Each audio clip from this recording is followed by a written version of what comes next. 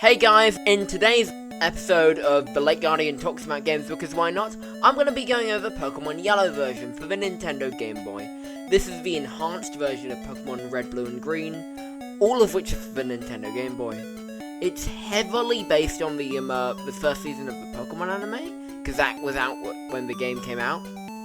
For example, your only option for a starter is actually Pikachu instead of Charmander, Bulbasaur, or Squirtle. You can still encounter these Pokemon via events, like there's someone in a place that will trade you one. So you can play the game and have all three Kanto starters on your team. Now, when you start the game, Pikachu is an ungrateful bitch and doesn't love you, just like in the anime. How sweet. Now, what you're meant to do in this game is keep Pikachu in your party so he likes you more and whatnot. But I decided not to do that. You see, I have a sort of revenge for being such an asshole. I brought, actually, a potion from the Pokémon, and I spammed it on Pikachu. So if Pikachu is at full health, and you spam potions on him, it doesn't use potion, but it acts like it was. This actually increases his happiness, but doesn't use the potion. So you can do this in Gen 1, but only Gen 1. Which is a bit of a shame, because, you know. But once he considered me his best friend, I went up to this guy who would only give you a Bulbasaur if your Pikachu is at max happiness. And I got the Bulbasaur, and I threw Pikachu straight in the box. I also named him Farto. I'm pretty sure he does deserve it, that ungrateful electric rat. Also, in the beginning, you meet this kid called Blue. He's your rival, and he is a massive asshole. And you can name him anything. So, you can imagine the consequences of this, right? Now, as you progress through the game, you will at some point run into Team Rocket. And they are the bad guys of this game. Their scheme is pretty simple. Steal Pokemon and sell them on the black market. They're basically the Pokemon versions of the Mafia. They're led by the ground-type Pokemon trainer Giovanni, who also just so happens to be the Viridian City gym leader. Funny how that works. Jesse, James, and... Cheers! That's right!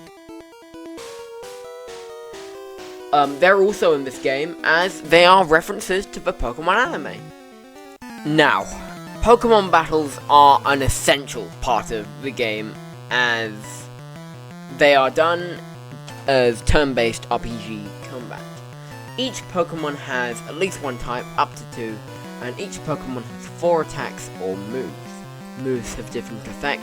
For example, there's a move called Flamethrower that has 100% accuracy and 80 base power, and Fire Blast has 80% accuracy and 120 power. There's a lot of other stuff too. It's much more in-depth than that. There's a lot of strategy that goes into it. My method is very different though. My method involves just using my favorite Pokemon, and that's what I did. Now, the objection of Pokemon Yellow version is you have to go around Kanto, get all the gym badges, and defeat the Elite Four, and then defeat the champion. But that is never my goal with a Pokemon game. My goal is instead the following. Become the Pokemon champion, and most importantly, get all the legendaries. Legendary Pokemon are sort of more like, gods than just powerful animals. They're mostly hidden away. Sometimes they're at the end of a long and grueling dungeon. They could be captured by some villains, and you have to rescue them. And some are behind a ridiculous puzzle that's impossible to solve without a guide. Regirock! Alright. There are a total of 5 legendaries in this game, those being Mew, Mewtwo, Zapdos, Articuno, and Moltres. You can get them by, first of all, going to deep within Cerulean Cave for Mewtwo, which you can do at the end of the game after you beat the champion. Zapdos is in the Kanto Power Plant, Articuno is in the Season Island Cavern, and Moltres is in Victory Road. Mew, however, is actually only attainable via glitch, but luckily enough, it's pretty easy to get accomplished. I'm not going to explain it here though, like someone else can do that, someone more qualified. Now, as I progressed through the game, I actually collected a pretty powerful team of Pokemon. I got a Butterfree that I named Buggy. I got a Mew, using the glitch bit I mentioned earlier.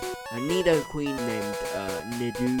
A Ninetales, a Venusaur, and a Vaporeon. And eventually I got to our first major stop, Seafoam Island. Supposedly, deep within those treacherous and freezing caves is the legendary bird of winter, Articuno. And I was gonna go down there, track it down, and catch it. The Seafoam Island's cavern is full of water that has a strong current that you have to block off by pushing stone blocks into holes to prevent the current from whisking you away. After lots of thinking, I got to Articuno and engaged combat with it. It was strong, blasted away my Butterfree with Ice Beam, as well as my Ninetales and Venusaur, with Venusaur being paralyzed by Mew's Thunder Wave, giving me the opportunity to catch them. It was successful. One down, 3 to go. Eventually, after a bit of research, and by that I mean Googling, I found out that Zapdos was last seen recharging in the Kanto power plant, which was near Lavender Town, so I healed up all my Pokemon at the nearest Pokemon Center and walked there, because none of my Pokemon in my party can learn Fly. After finding my way there, I found out that the power plant was abandoned. Nonetheless, I continued forward. As I trudged onwards, I noticed at the back of the power plant it was still active. I assumed that there'd be some kind of strong electric type there, and I was right. Perched next to a power cable was Zapdos, the legendary Pokemon of Lightning.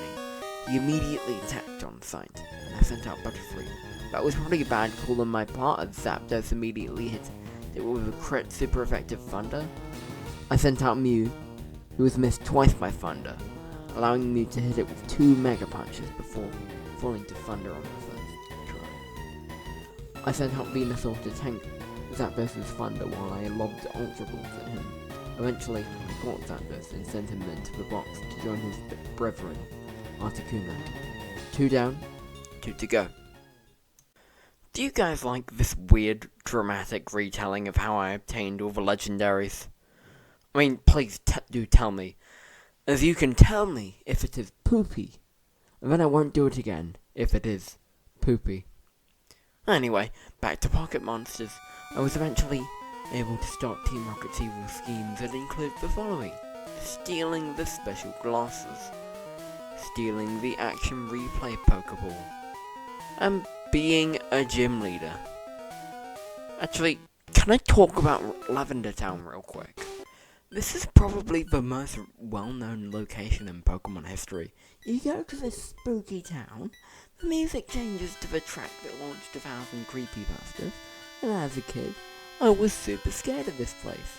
I mean, like, even though I hadn't actually played Kanto before, the ghosts buried alive, music and whatnot really scared 14-year-old Ollie. I actually stopped playing Let's Go Eevee because I actually found Lavender Town to be too spooky. I did actually finish it about 2 years after getting the game because I came back to it and I played it and it's pretty fun. Anyway, back to Yellow version. I finished all the gym battles and stuff, and I went to Victory Road. Oh boy, time for another dramatic retelling of the funny Firebird. As I explored the dark, ominous caves of Victory Road, it came to my attention that there was a possibility that Moltres, the legendary bird of flame, was somewhere here. I eventually encountered it, its flames lighting up the otherwise ominous caves. I actually don't think I'll describe them like that anymore. Point is, I caught Moltres and an Ultra Ball, sent him to the PC, which is right where he belongs. And of course, he and his legendary bird siblings will not be used in the Elite Four. I was actually quite underleveled throughout the entire game, and I was about to fight the Elite Four while I was 15 levels lower than them. I had Venusaur, Ninetales, Butterfree, Nidoqueen, Mew, and Gyarados. I kind of absolutely destroyed the Elite Four in 1 to 2 tries. Yeah, the AI is kind of fucked. The fact that I can sweep Lorelei with a level 41 Ninetales is kind of crazy. I'm sure it's a lot harder in the remakes, but I must admit I did find Lance quite a bit of a challenge. Mostly because that note counter was absolutely bullshit. 3 Dragonites that hacked into the game illegitimately. Blue was actually quite easy for me, mostly because I seemed to have a counter for all of his Pokemon. Sandslash went down to Vaporeon, Alakazam was defeated by Butterfree, Executor was knocked out by Ninetales, and so on. And finally, I destroyed the dreams of an 11-year-old child, and was now a champion. But I still have one more thing to do. Go to Cerulean Cave, and catch Mewtwo. And I did that. He was level 70, so it's very hard to do for me and my level 44 Ninetales. Butterfree was able to put Mewtwo to bed with Sleep Powder, and that let me sock an Ultra Ball to him. No, I didn't use my Master Ball. It's more climactic that way. Anyway, this game is fun. I do think that it is the worst of the mainline Pokemon games, but that doesn't mean it's a bad game. The Pokemon series is brilliant, so it's actually really good. Lack of post-game content, very cool legendary encounters, amazing music, shitty AI, and TM Flash. 7.5 out of 10.